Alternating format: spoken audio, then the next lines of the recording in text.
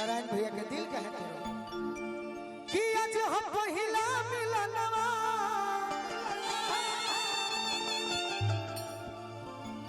मिलल सजनी के सजनवा हमार अंग अंग गुलाब नियन खिलाल बा बदनवा अरे जन बिहान हो कि आज राजा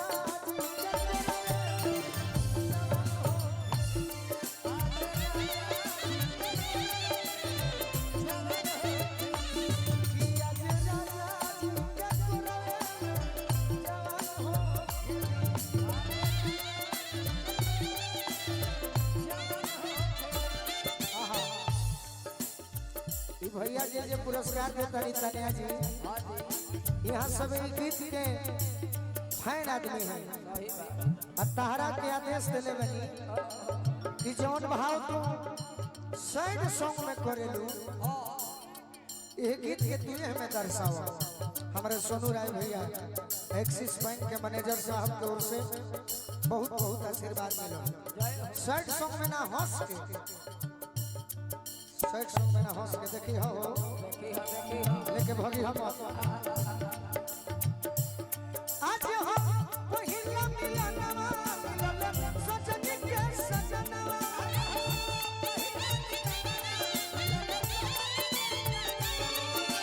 हमारे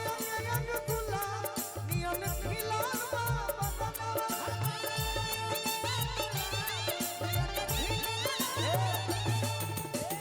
गर्जियन जब आवस तो पीछे बैठे के चाहिए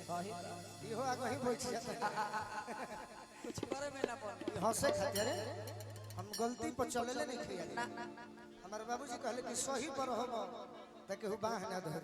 ये तो भाव है सुनी सुनी भगवान अरे जन बिहान हो जैसे अपना बोलो मुआ पर भाव देलू वैसे भाव दो अरे उहे हवे गंगा घाट याद कर जे हिया कुमार रहलू जन चोरा के गोले बड़े गंगा घाट अरे कि आज राजा जी के कुरवे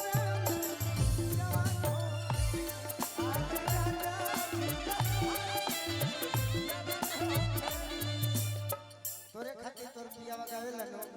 हमर नायका नायका के कैसे कहीं तहरा से समतिया कैसे कहीं तहरा से समतिया पिया जी के कैसे कहीं तहरा से समतिया पिया जी के ई गाना हमर जखमी भैया के लिखल सब गाना एक करो यही तो सैड सॉन्ग के जादूगर हो अभी लालू जी पर जौन लिखा तारे चंदन के कहीं जानत कहाँ रहे स्टेज प्रोग्राम के बाद बाकी अब जाने लगे कि चंदनों के एल्बम आवता जखमी भैया हम चाहब कि हमारा चंदन के ऊपर गीत बरसावत रहे जैसे हमारा के बरसावत नहीं और जीवन में उतने जाने कि दुए गो राहुल भाई बड़े बाकी लोग खाते बिजनेस खाते लिखे के बाद आरती तड़पी के रोई दिन रतिया हो तड़पी के रोई दिन रतिया हो तृतीया जीव के काल हो गई कैसे कहीं तहरा से समतिया हो तृतीया जीव के काल किया जे राजा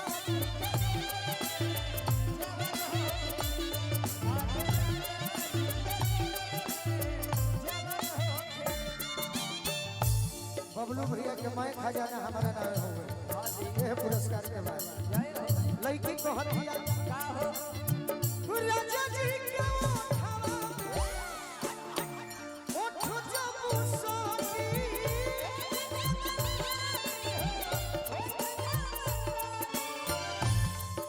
आर भूख भूख बारी हमारा दिलवा के